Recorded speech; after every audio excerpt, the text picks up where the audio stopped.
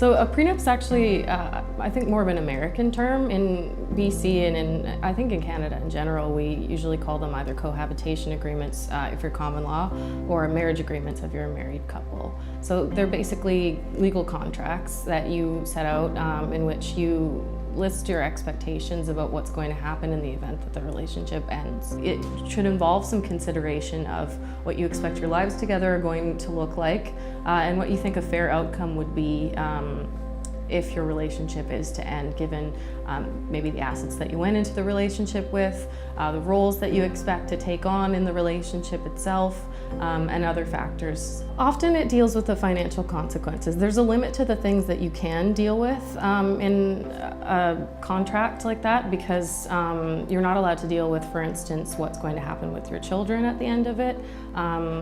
Generally speaking, whatever happens should always be in the best interest of the children, and that's better determined when you actually separate than earlier on in the relationship or even before you have children at all.